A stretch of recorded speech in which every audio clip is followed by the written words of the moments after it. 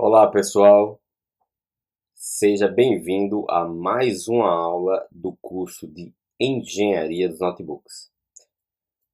Bom, nessa aula vamos demonstrar o funcionamento básico da sequência de start de um notebook.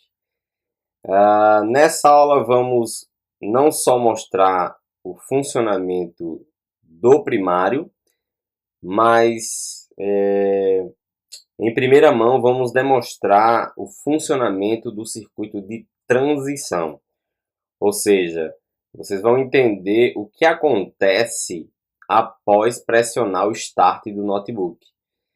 Então, muitos técnicos desconhecem e acham que ao pressionar Start do notebook tem que acender o LED lá, mostrando que a máquina está ligada.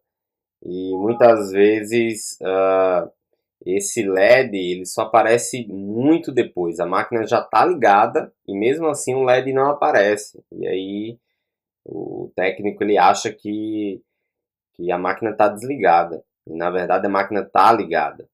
Então, a única forma de você saber se uma máquina está ligada ou não, não é através de LEDs, né? É através da análise do projeto, sobretudo da análise do circuito de transição e também da análise do secundário.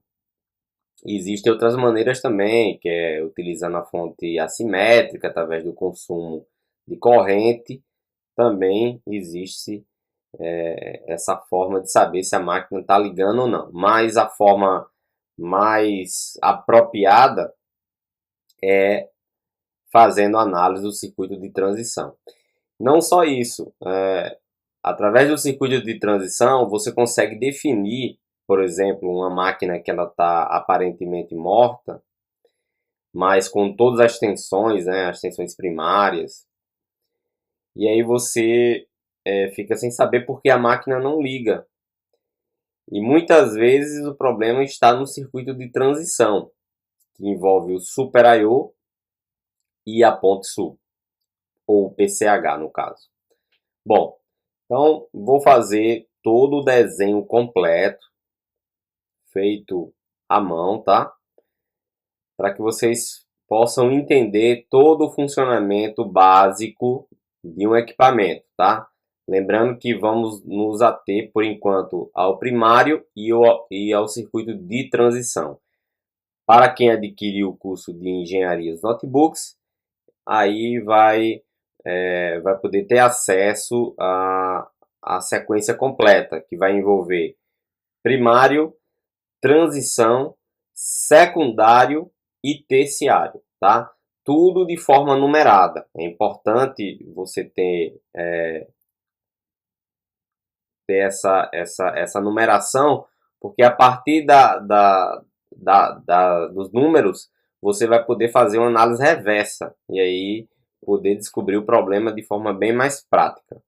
Bom, no final do desenho eu vou numerar e vocês vão entender o que eu quero dizer em relação à análise reversa, tá? Então vamos começar. Bom, então obviamente que tudo começa aqui no jack, né? A gente chama jack, que é o conector de força do notebook, onde você insere o carregador externo. E tudo dá origem no jack, né? Então, vamos selecionar aqui. Vamos lá. Então, a tensão de 19 volts, né? Sai do jack e vai até o MOSFET de entrada. Então, vou colocar aqui 19 volts.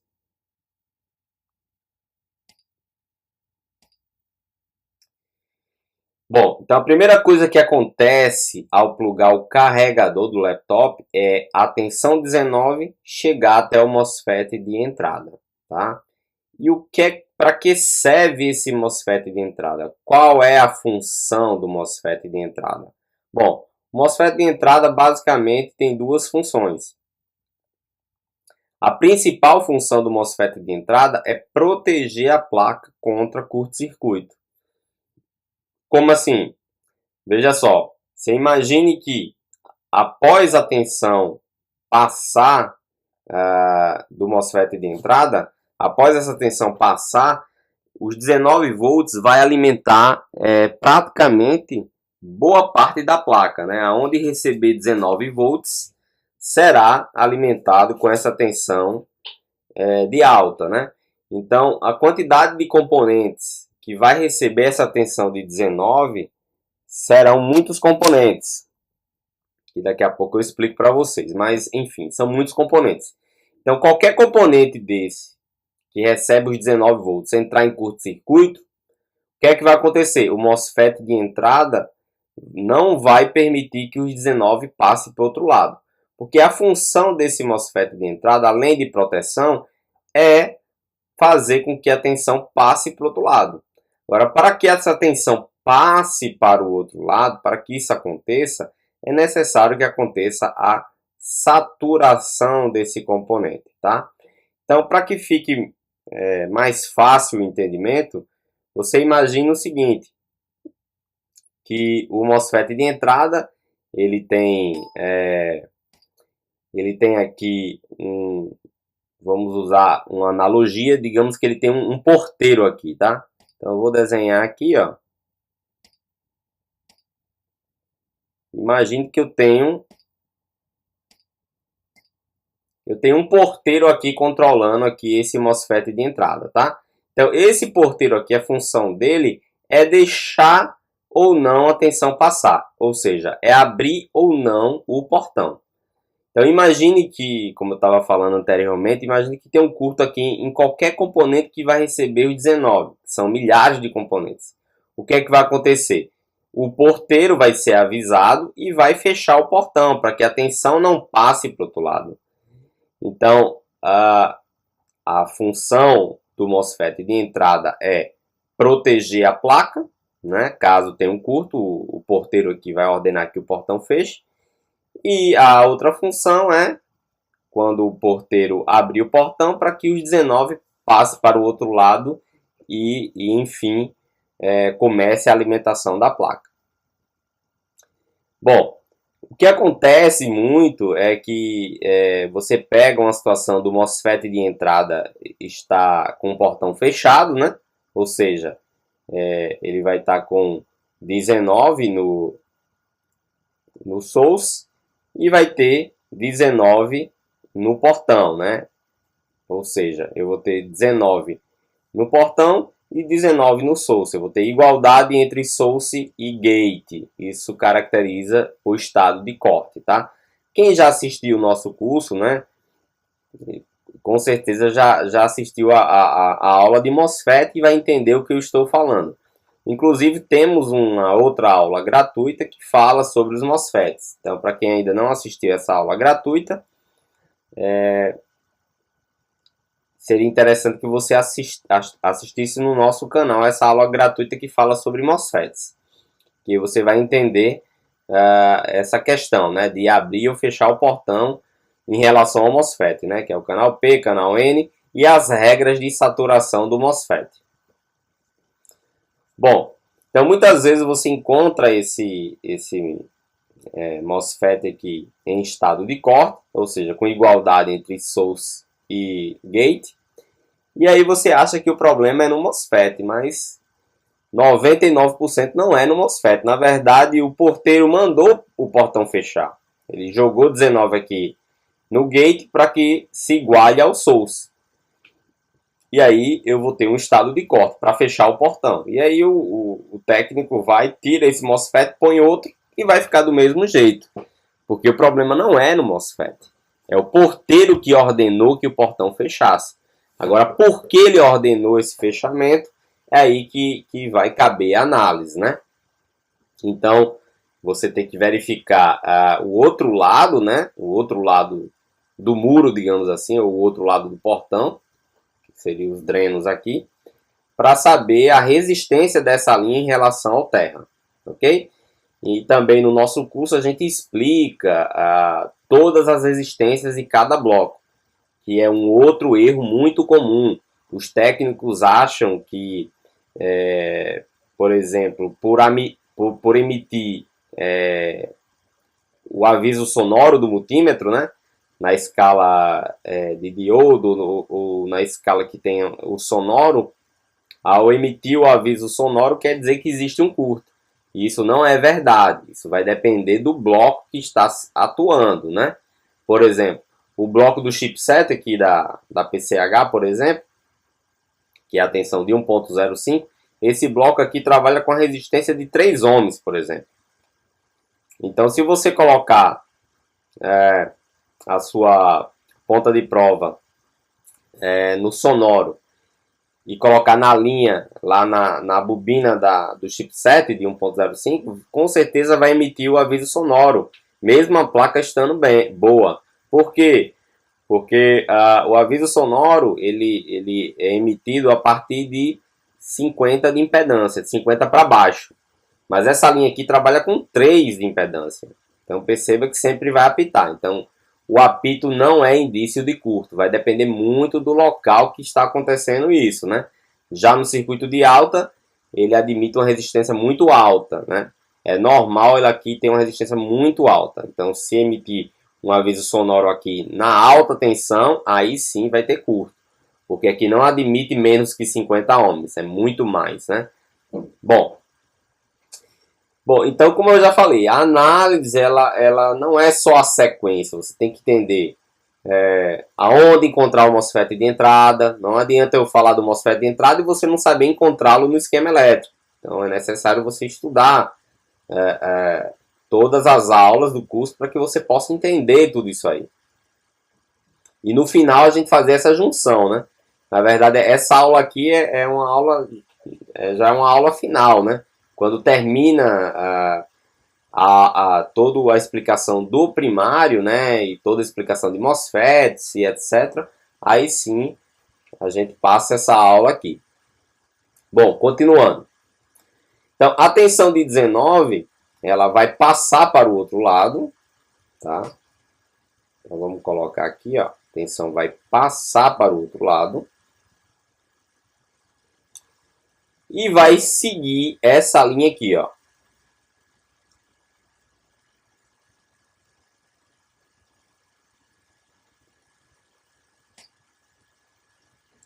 Bom, vamos colocar aqui 19 volts.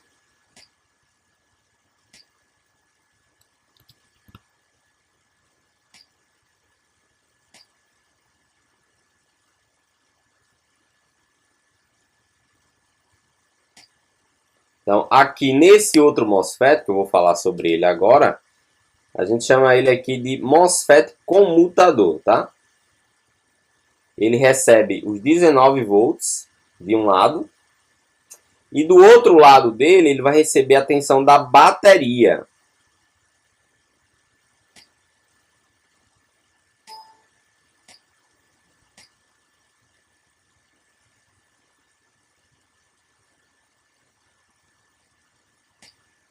Que é a tensão de 12 volts.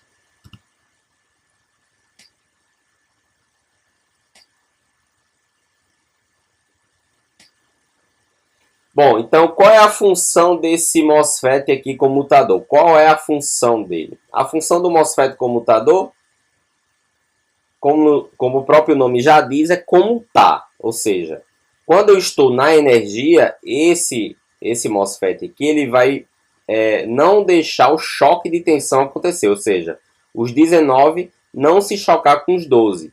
Então, se você pegar um notebook que tem 19 volts no conector da bateria, isso é um grande indício de choque de tensão, ou seja, os 19 está fugando para a bateria. Isso não pode acontecer, tá? Se isso acontecer, provavelmente você tem uma fuga de tensão nesse MOSFET comutador. Além dele, eu tenho aqui o MOSFET de alta do circuito da bateria que eu vou explicar daqui a pouco. Mas a função do comutador é simplesmente não deixar acontecer o choque entre energia e bateria. E quando eu não tiver os 19, né, aqui no jack, quando eu não tiver os 19 aqui no jack, A tensão que vai assumir vai ser a de 12. A tensão de 12 vai pular para o outro lado, né? Vai passar para o outro lado a de 12 e vai passar a alimentar a placa com a tensão da bateria. Vai comutar, né? Por isso que eu chamo de MOSFET comutador. Tranquilo? Bom, vamos agora pegar o caminho que essa linha de 19 vai seguir, né? Então, essa linha de 19 volts vai alimentar o CI da bateria, ok? Então, o PWM da bateria, que a função desse PWM é carregar a bateria, vai receber os 19 volts. Então, vamos colocar aqui.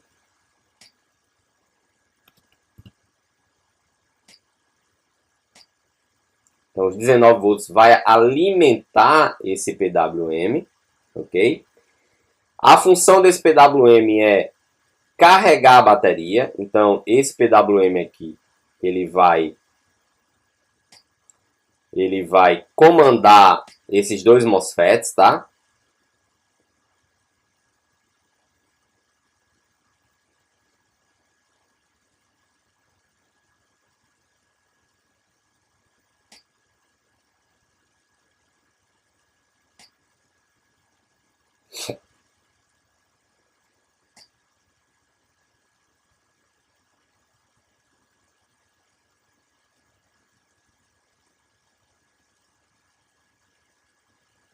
Só um minuto.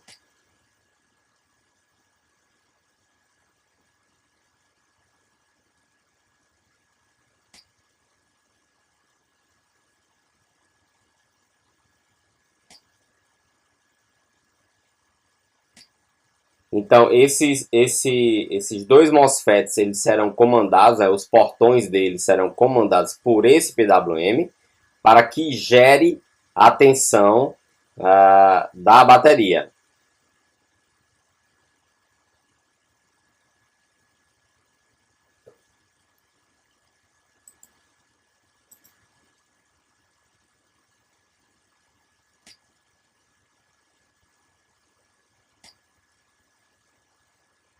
Então, eu vou ter essa ligação entre esses dois MOSFETs e a bobina, tá?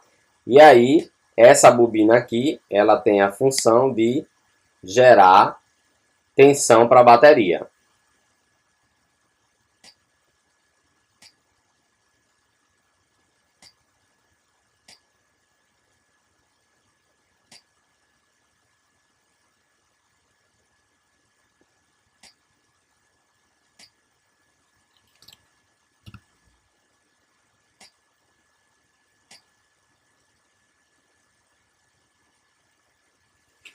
Ok? Então, esse bloco aqui que a gente chama isso aqui de família, tá? Para quem já assistiu às nossas aulas, uma das primeiras aulas a gente fala sobre o conceito de família, tá? Que é a família de fonte chaveada, que é constituída de um PWM, um MOSFET de alta, um MOSFET de baixa, uma bobina e temos também o capacitor de filtro, tá? Temos o capacitor de filtro que ele filtra essa linha aqui, ó.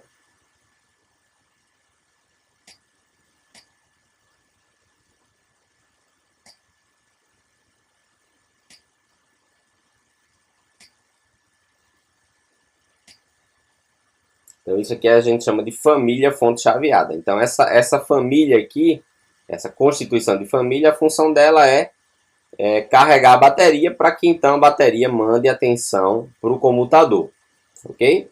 Para quando puxar da energia, a tensão de 12 alimentar a placa.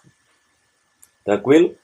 Bom, então para que esse PWM aqui ele carregue a bateria, obviamente que você vai ter que fazer toda uma análise, né? Ter toda a análise do funcionamento do PWM da bateria, ok? Que também é visto no nosso curso, né? Na aula do carregamento da bateria. Mas a função principal desse CI é carregar a bateria. Além disso, de carregar a bateria, ele tem uma função que é gerar o ACIN, né? Existe um pulso aqui que ele vai gerar, vai sair aqui desse CI de charge, né, que a gente chama de CI de charge, vai sair um pulso chamado de ACIN.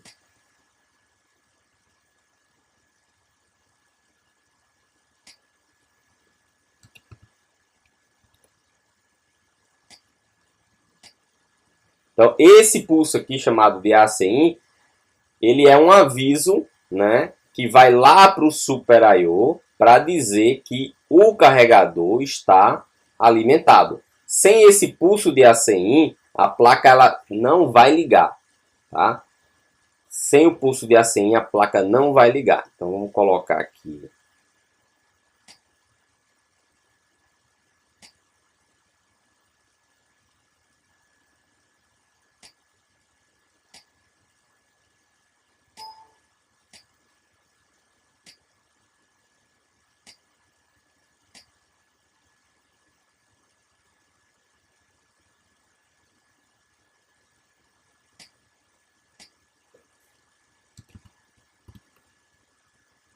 Ok? Então, o ACIN vai para o Super I/O. Sai do CI de carga e vai para o Super I/O para avisar que o carregador está conectado. Ok? Sem esse pulso aqui, a máquina não vai ligar. Tranquilo? Bom, então continuando, a tensão de 19, né? Essa tensão de 19 volts, também vai alimentar o PWM primário. Então, essa mesma tensão de 19, deixa eu puxar por aqui, ó, vai alimentar o PWM primário, tá? Então, vamos colocar aqui 19 volts.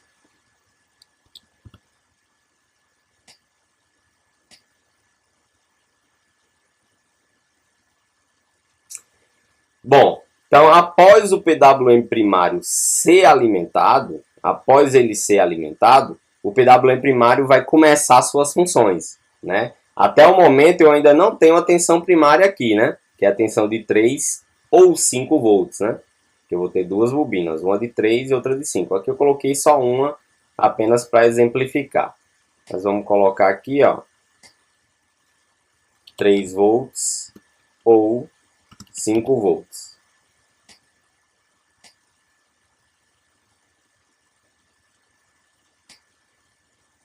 Então, até o momento eu não tenho essa tensão primária, né? Que é o que a gente precisa para o primário para que a máquina ela possa iniciar suas atividades, né?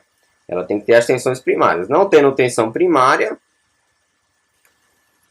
você tem que checar a alimentação principal do PWM primário, que é 19 volts. Se eu não tenho essa tensão aqui 19, o problema está aqui em cima. O MOSFET de entrada não está saturando, ok? Obviamente que eu ainda vou fazer as numerações, como eu já falei para vocês. Né? Vou fazer as numerações para que vocês possam entender o que é uma análise reversa. Bom, então a partir do momento que o PWM primário recebeu os 19 volts, ele vai começar a funcionar. Então a primeira coisa que o PWM primário vai fazer, no caso esse aqui é um 51125, né? Existem vários tipos de PWM primário, mas esse aqui em questão, que está sendo utilizado como exemplo, o que é que vai acontecer? Assim que ele receber os 19 volts, ele vai continuar com suas funções, que normalmente são 3 funções, tá? São 3 etapas. O PWM primário ele funciona com 3 etapas. A primeira etapa é a alimentação dele, 19, já passamos por ela. Faltam apenas 2 etapas para que a gente gere as tensões primárias. Tá? Então, a segunda etapa do PWM primário vai ser a saída de tensão, chamada de regulador de tensão. Então, você imagina aqui que desse PWM primário vai sair uma tensão daqui, ó. Ok? E essa tensão que vai sair daqui, vamos chamar ela de regulador de tensão. Vou colocar o nome aqui de VREG. VREG 3, que é uma tensão de 3 volts.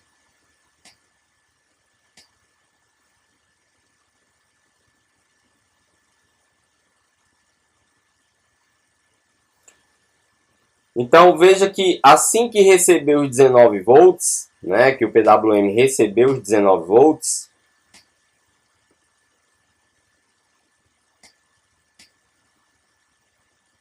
assim que o PWM recebeu os 19 volts, ele vai sair essa tensão de 3 volts, tá? É aí onde começa a primeira confusão, porque veja só, VREG3 é uma tensão de 3 volts, e veja que a bobina aqui primária também é uma tensão de 3, então já começa a primeira confusão. Como é que pode eu ter duas tensões de 3? Normalmente os técnicos, eles apenas consideram a tensão, mas esquecem um outro fator muito importante, que é a corrente elétrica. Então, o VREG3, por exemplo, é uma tensão de 3, mas possui uma corrente elétrica muito baixa, em miliampere. Já a tensão primária de 3, que está na bobina primária, ela é uma tensão que tem aproximadamente 7 amperes, de 7 a 10 amperes, ok? Então veja que a diferença é absurda. Não adianta querer pegar esses 3 volts aqui do regulador e jogar para cá, não vai adiantar nada. Vai ser os mesmos 3 volts? Vai, mas com uma corrente completamente diferente, tá?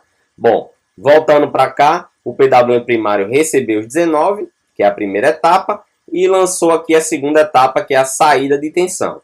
Então essa tensão aqui de 3 volts que saiu, que possui uma corrente baixíssima, qual é a função dessa tensão? Bom, essa tensão ela tem duas funções, né? Tem duas, vai alimentar dois principais componentes também. Então vamos colocar aqui. Então o VREG3 vai alimentar o Super I/O. Então vou colocar aqui, ó. Vamos colocar aqui.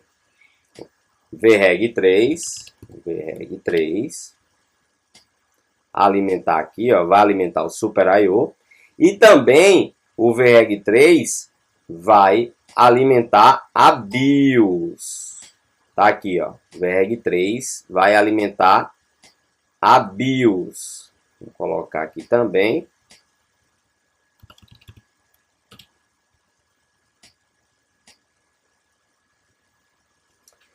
Ok? Então, a tensão que saiu aqui do PWM primário alimentou o Super I/O e alimentou a BIOS. Então, essa é a função do VREG3, tá?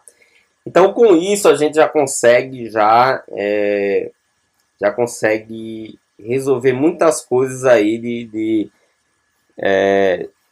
dúvidas que a gente tem na nossa cabeça. Primeiramente, que normalmente em fórum, a gente vê o pessoal pedindo para medir o Super I/O e medir a BIOS.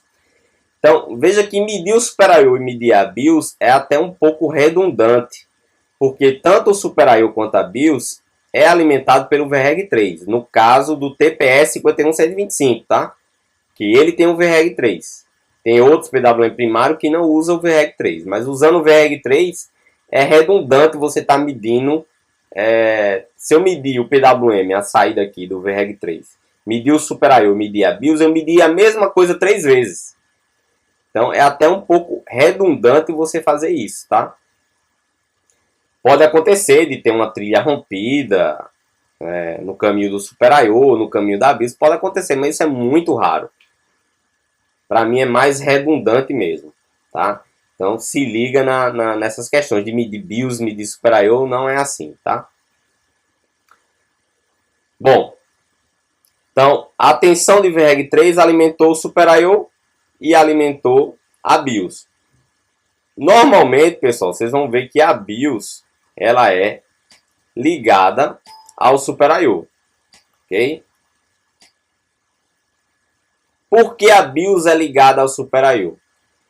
O Super I/O ele é uma espécie de computador. Imagine que ele é um computador, um meio físico, tá? A BIOS é o software, digamos que é o sistema operacional do Super I/O. Então, tudo que o Super I/O recebe, ele não sabe o que fazer com aquela informação. Ele tem que consultar a BIOS. A BIOS é que está tudo gravado nela. Lá tem dizendo a função de cada terminal desse aqui. O que é que o Super I/O deve fazer com cada terminal. Então, veja a importância da BIOS. Por isso que a BIOS é ligada ao Super I/O. E temos também BIOS aqui na PCH. Então, em máquinas que tem duas BIOS, vai ser uma BIOS para o Super I/O e outra BIOS para PCH, tá? E existe máquinas também que tem uma BIOS que tanto é para PCH quanto para o Super I/O. E tem casos novos aí que a BIOS agora está dentro do Super I/O, tá? Tudo isso aí a gente vê no nosso curso, tá? Bom, beleza. Então, a partir desse momento, o PWM primário cumpriu a sua segunda etapa, né, que é gerar o regulador, recebeu os 19, gerou o regulador, alimentou o Super I/O, alimentou a BIOS. Para que gere as tensões primárias, que é o nosso foco, é necessário que o PWM primário cumpra a terceira etapa. Então, a terceira etapa do PWM primário é uma tensão que vai entrar aqui dentro dele, tá? Vamos colocar aqui, ó. Então, essa tensão que vai entrar dentro do PWM primário, a gente chama de SMPS. SMPS.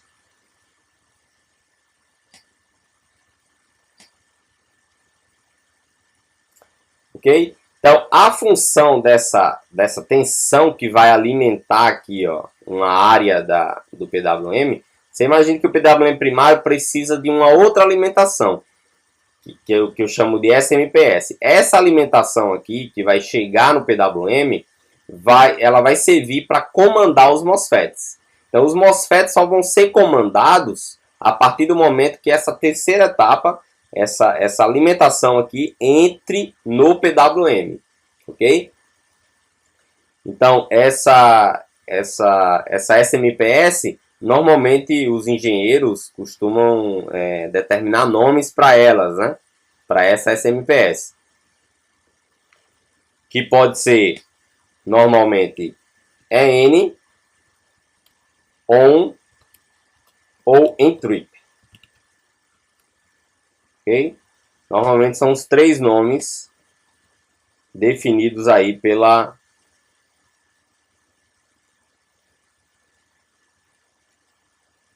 SMPS. São os três nomes utilizados para definir a SMPS do PWM primário.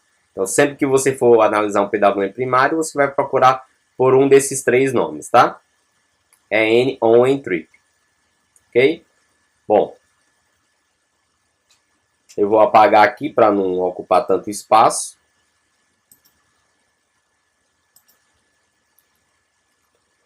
Então, a SMPS é uma alimentação que vai chegar ao PWM primário, tá?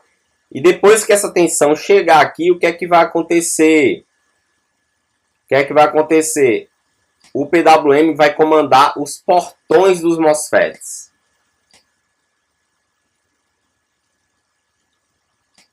Então, os portões aqui, ó, dos MOSFETs serão comandados.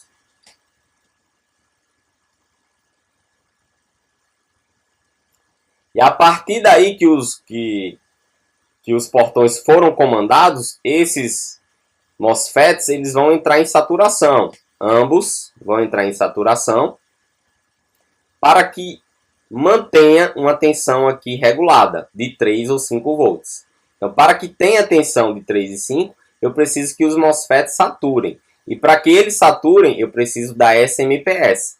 E para que tenha SMPS, eu preciso das três etapas do PWM. Se o PWM não tem a primeira etapa, 19 volts, não adianta eu querer checar nada disso. Tá? Eu preciso checar cada etapa do PWM para então eu queira que gere a tensão primária na bobina. Ok? Então, muitas vezes, quando você está com a máquina morta e não tem a tensão primária na bobina, normalmente o técnico vai trocar direto o PWM primário. Ou seja, não tem nenhum sentido fazer isso. Porque você tem que checar, fazer análise no PWM, as etapas do PWM. Muitas vezes também o técnico ele acha esse PWM aqui primário esquentando e imediatamente já vai trocar o PWM primário. É outro erro também cometido pelos técnicos, né? Se esse PWM aqui está esquentando, pode sim ele ser defeito nele. Mas na maioria das vezes, ele está esquentando porque o Super I/O está queimado. Como assim? Por exemplo, se você pega um caso aqui de VREG3, que o VREG3 alimenta o Super I/O, se o Super I/O tiver queimado, né, tiver em curto-circuito, vai sobrecarregar a linha de VREG3, fazendo o PWM primário esquentar. Então veja que, para eu saber que o Super I/O está em curto, basta eu verificar a resistência do VREG3 em relação ao terra. Você vai ver que a resistência aqui vai estar baixa, né? Justificando o aquecimento do PWM. Agora, se a linha do VREG3 não tiver em curto, aí sim a gente pode começar a pensar que o PWM primário está com defeito mesmo, tá? Mas na grande maioria dos casos, eu posso afirmar para vocês que quando o PWM primário está esquentando, normalmente é o Super I/O que está queimado, tá? E aí você vai, através da análise, você vai descobrir. Tudo pela análise você consegue descobrir o problema, tá? Bom, então aí, veja só. Primeira etapa, 19 volts. Segunda etapa, saída de tensão reguladores. Alimentou Super I/O, alimentou a BIOS. A SMPS entrou uma entrada de tensão aqui para que alimente um outro circuito dentro do PWM, um circuito aqui interno. E aí passa a comandar os MOSFETs para gerar a tensão primária, tá? Bom, a partir desse momento eu tenho as tensões primárias, mas ainda para que a máquina funcione, para que a máquina realmente ligue, eu preciso ainda de várias outras coisas, né? Não é só isso, aqui é o funcionamento básico do primário, tá? Além disso, eu preciso de outras coisas, né? Que é, por exemplo, a BIOS esteja funcionando adequadamente. Por isso que quando a gente tem 3 e 5 volts e a máquina não liga, checamos logo a questão da gravação de BIOS. Além disso, temos o botão de Start, né, que é o que vai fazer com que o Super I/O inicie suas atividades, tá? E a partir do momento que você pressiona o botão de Start, a gente inicia o circuito de transição, que é o que vai fazer a PCH, né, acordar. PCH ou ponto sul, né? Para quem não conhece esses termos, isso aí a gente fala também no curso. Bom, então vamos iniciar o circuito de transição, né? Já vimos aí todo o primário, vamos agora iniciar o transição. Antes de iniciar o transição, vamos fazer logo as numerações, tá? Vamos numerar para a gente não se perder. Vamos lá, vamos começar as numerações.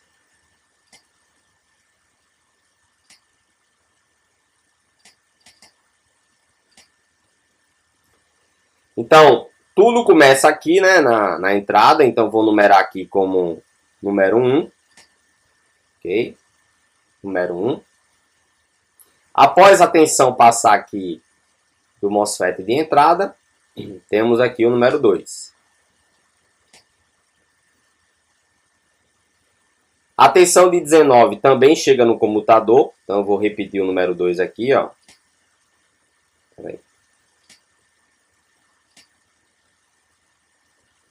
Vou repetir o número 2. O 2 aqui também, eu vou repetir aqui. Aqui também, o 19 também chega aqui, então vou repetir o número 2 aqui também.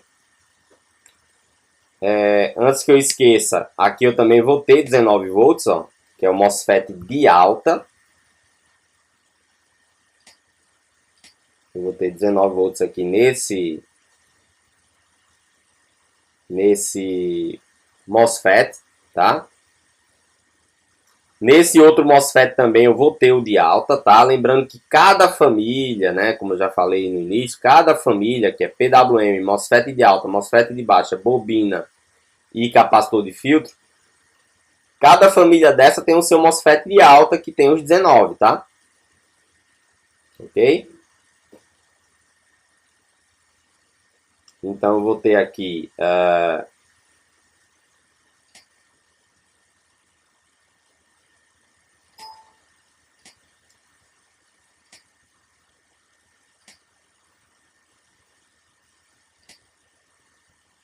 Botei o número 2 aqui também, né?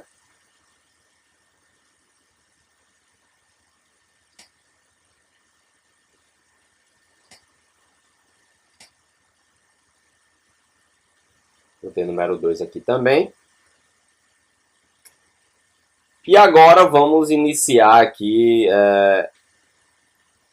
a segunda etapa do PWM. Vamos botar aqui como 3.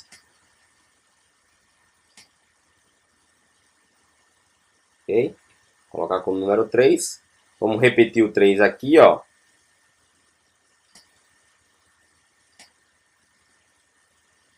E vamos repetir o 3 aqui também. Ok? Então, VREG 3 BIOS, VREG 3 no Super.io. Antes que eu esqueça aqui do ACIN, ó, vamos colocar aqui o ACIN como 2.1.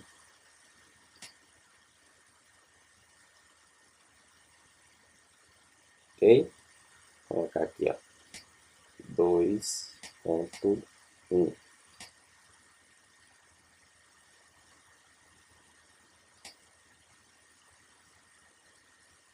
O ACIN. Então temos aí 1, 2, 2.1 e 3 até agora. Até então eu não tenho as tensões primárias ainda, tá? Vamos agora para o item 4, que é a SMPS.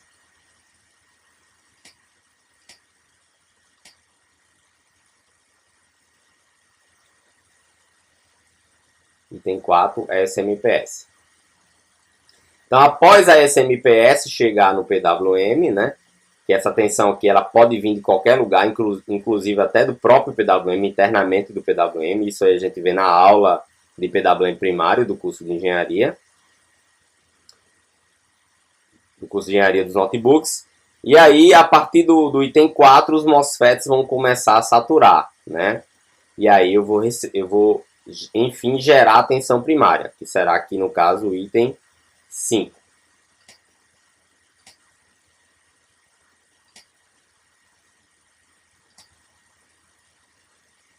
Ok? Item 5, as tensões primárias. Então, a partir do momento que eu tenho as tensões primárias, praticamente aí o primário está concluído, tá? O primário está concluído. Então, veja que apenas 5 etapas eu consigo botar um primário, pelo menos para gerar as tensões primárias. Então, se eu estou com a máquina morta, eu vou aplicar a análise reversa, tá? Que é item 5, que é verificar as tensões primárias. Se eu não tenho as tensões primárias, eu vou para o item 2 aqui, que é a tensão de alta do PWM primário. Lembrando que eu não posso ir para o 4 e para o 3, não. O ideal é que você vá para a primeira etapa do PWM, na ausência das tensões primárias, checar aqui a alta no PWM. Se tiver alta, vai para o item 3. Se tiver tensão no regulador, vai para o item 4. Ok? Se eu tenho todos esses itens e não tenho tensão primária, aí você começa a pensar que pode ser, por exemplo, um curto aqui na linha da bobina primária, tá? Pode ser um curto aqui. E pode ser problema também no PWM, pode ser problema nos MOSFETs e pode ser um problema de filtro também, tá? O capacitor de filtro que fica ligado a essa linha aqui. Ok? Bom, sempre através da análise reversa você consegue facilmente descobrir o problema. Só basta você começar do último número e ir voltando. Eu acho muito mais prático utilizar isso aqui, tá? Então, tudo isso aí que a gente falou até agora, ou seja, análise reversa, ACIN, reguladores de tensão, circuito MOSFET comutador, família, tudo isso aqui a gente já ministra esse curso há mais de 5 anos. Isso aqui a gente desenvolveu na América Latina. Todos esses termos, tudo isso que vocês estão escutando aqui, foi desenvolvido por nós na América Latina, tá? Se vocês já escutaram esses termos em algum canto, certamente foi alguém que já assistiu aula conosco, tá? Isso aqui foi criado por nós, ok? Bom, então vamos iniciar agora, enfim, o circuito de transição, né? Já temos aí o primário funcionando, agora a gente precisa que essa máquina ligue. Então, se eu tenho uma máquina que ela, você pressiona Start e ela acende o LED e tal, certamente ela já passou por todas essas etapas primárias, né? Porque a máquina só vai ligar se ela tem primário, mais o ACI. Então, se você tem uma máquina que ela liga, você não precisa checar nada disso aqui, tá? Isso é mais para as placas que estão mortas, aparentemente mortas, tá? Então, aí vamos fazer a análise do transição agora. Bom, então vamos acionar o botão de Start dessa máquina, tá? Vamos acionar o Start. Então, ao acionar o botão de Start aqui, ó, eu vou colocar aqui, ó, uma seta aqui apontando para o Super I/O. E vou colocar aqui como o Start, né? Okay? O botão de Start.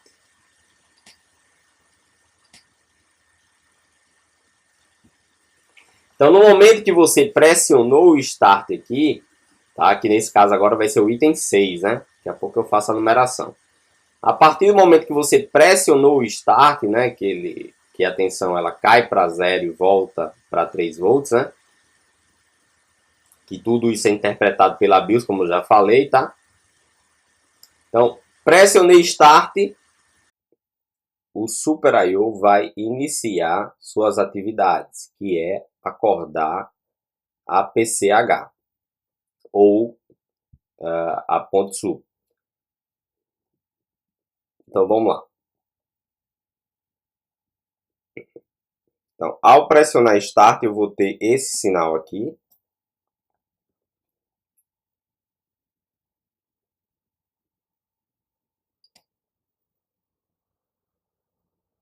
Super I/O vai enviar esse sinal, vou chamá-lo de RSM, RST, jogo da velha.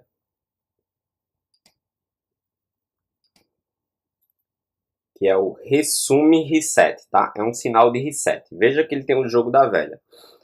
Jogo da velha indica pulso invertido, ou seja, esse sinal aqui, quando ele estiver com 0 volts, ele vai ativar essa linha.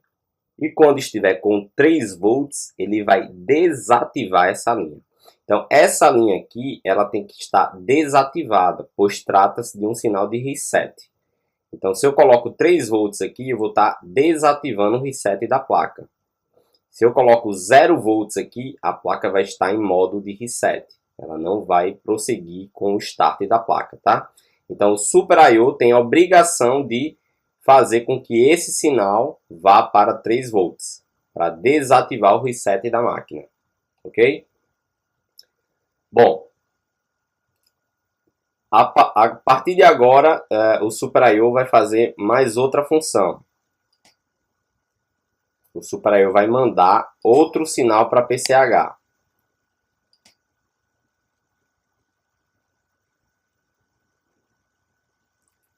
Esse outro sinal vai ser o botão de Start, tá? Vou colocar aqui, ó, Start 2.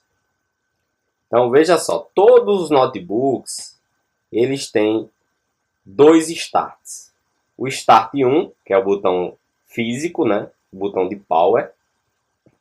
E quando você pressiona o botão de Power, o Super I/O tem internamente dentro dele um outro botão de Power, que eu chamei aqui de Start 2. Então, esse outro botão de Power é um botão lógico, né? Ele não é físico. Quando você aciona o primeiro botão, ele aciona o segundo.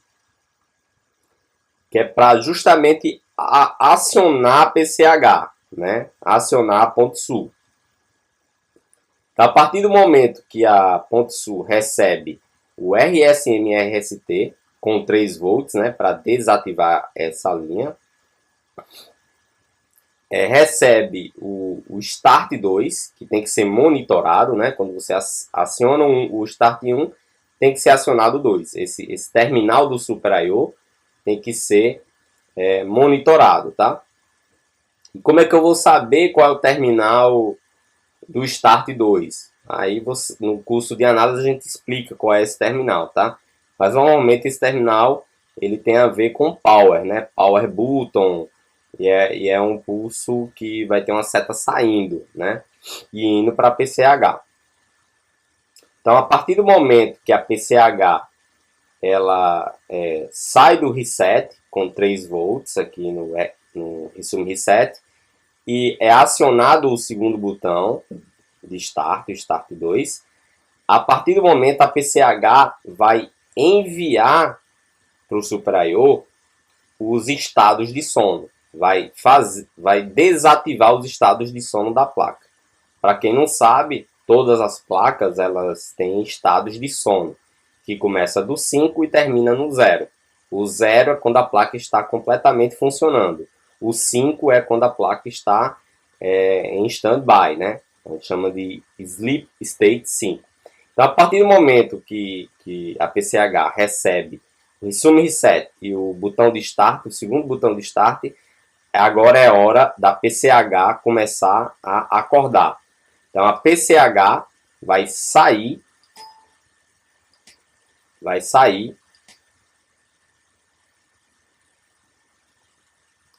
um pulso aqui até chegar ao Super I/O. E esse pulso a gente chama de Sleep State 5. Vou colocar aqui.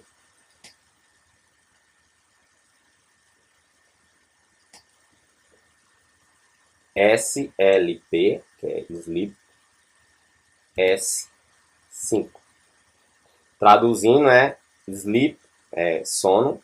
S é de State, de estado 5. Estado de sono 5. E tem o jogo da velha também. Então, a partir do momento que a PCH manda a placa sair de estado de sono 5, ou seja, se o estado de sono 5 é jogo da velha, eu tenho que colocar 3 volts aqui para ele desativar essa linha. A placa tem que sair do estado de sono. A placa ela tem que ir saindo. Sai do estado de sono 5, sai do estado de sono 4, sai do estado de sono 3, até sair do estado de sono 0 e ela ligar. É assim que funciona uma placa. Então, a partir do momento que ela sai do estado de sono 5, né, chegando até o Super I/O, o Super I/O começa a iniciar as atividades da placa, né, as atividades secundárias da placa, que é criar as tensões secundárias, né? E aí o Super I/O vai começar a liberar, né, o comando lá para o PWM secundário, né? Ele começa a liberar um por um. Ele libera o PWM primeiro da memória, para depois liberar o do chipset, depois liberar a do processador, tá? Então é liberado um por um. Cada tensão vai sendo liberada. E cada tensão, ao ser liberado, vai ter um sinal de OK, que a gente chama de Power Good. Ok? E aí a placa vai gerando as tensões secundárias, uma a uma, né? É por isso que para efetuar um conserto de uma placa, você tem que saber toda essa sequência e saber numerar toda essa sequência. Porque é através dela que você vai analisar o defeito. Ok? Sem a sequência avançada de start, essa aqui é uma sequência mais básica, né? A avançada é quando envolve tudo. Envolve primário, envolve secundário, ou melhor, primário, transição, secundário e terciário. Aí é a sequência mais avançada, que é o que a gente vai fazer no curso de engenharia, né? Todo esse desenho aqui, mas de forma mais complexa, tá? E todo numerado, que é através das numerações que você consegue descobrir o defeito. Por exemplo, se uma placa ela liga e não dá imagem, você tem que checar o último item da sequência avançada, né? Como eu falei agora há pouco, a última tensão a ser liberada é a tensão do processador. Então ela, teoricamente, seria o último item, né? Então se a placa liga e não dá imagem, você tem que checar a tensão do processador. Se não tem tensão no processador, não quer dizer que o defeito é no processador. É na linha do processador. na fonte do processador. Pode ser que seja, mas antes de você querer dizer que o problema está na linha do processador, você tem que checar a tensão anterior. Lembre-se que uma tensão vai dependendo da outra. Para ter tensão no processador, eu tenho que ter a tensão de antes, ou seja, a tensão do chipset com o seu power good. Para ter a tensão do chipset, eu preciso ter a tensão da memória com o seu power good. Para eu ter a tensão da memória, eu preciso que a placa saia do estado de sono. Eu preciso do transição. Para que eu tenha o transição, eu preciso do primário. Então, uma coisa vai puxando a outra. Se você não saber efetuar a análise usando a sequência avançada de start, é muito difícil você conseguir consertar a placa. Fica muito mais difícil, tá? Então é isso aí. Vamos só completar aqui as numerações. Eu parei no item 5, né? O item 6, para a gente não se perder aqui, é o botão de start. É o item 6. O item 7 é o RSM-RST. É o item 7. O item 8 é o segundo botão de start. É o item 8. E o item 9 é o estado de sono. Vou colocar aqui, peraí.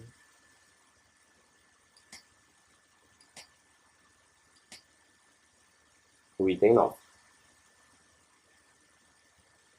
Ok? Então, com isso aqui eu tenho uma noção. Por exemplo, eu estou com a máquina morta na minha bancada, só para a gente finalizar. O item 5, que é os 3 e 5 volts, estão presentes? Estão, ok. Eu já vou fazer a gravação da BIOS. De cara. Fiz a gravação, a máquina continua morta, vou checar o start, o primeiro botão, se ele está sendo acionado. Se ele estiver sendo acionado, o que é que eu vou fazer agora? Verificar o RSM-RST, que sai do Super I/O. Eu vou ver se a placa está saindo do estado de reset. Se ela estiver saindo do estado de reset, eu vou verificar o segundo botão de start, que é o botão lógico, que está acionando a PCH. Se estiver acionando a PCH, eu já vou olhar o estado de sono, se a PCH está respondendo ao Super I/O. Então, através do transição, eu já consigo definir o problema, né? Se eu aperto o start, vai para zero direitinho, e ele não sai do estado de reset, então é o Super I/O que está com problema, porque o Super I/O tem a obrigação de sair do estado de reset. Ou ele está com problema, ou a BIOS está corrompida. Mas como a gente já gravou a BIOS anteriormente, então já descartamos a BIOS e já podemos trocar de cara aqui o Super I/O. Tá? Então, através da sequência você consegue consertar de forma muito mais fácil. Tá ok, pessoal? Espero que vocês tenham gostado aí dessa aula. Desculpem aí os rabiscos, né? Mas no final aí fica tudo muito rabiscado. Eu acho interessante utilizar esse recurso de mão livre, né? Para que você possa desenhar. Acho que fica uma coisa mais natural, né? Você fazer os desenhos. E é isso aí. Qualquer informações sobre o curso, vocês podem encontrar aí na descrição desse vídeo, tá?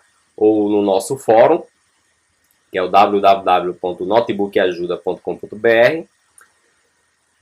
E nos veremos aí em outras aulas, tá bom? Forte abraço a todos. Curtam aí o nosso canal, se inscrevam no nosso canal, sempre eu estou colocando novos vídeos, tá? Um abraço a todos, até breve.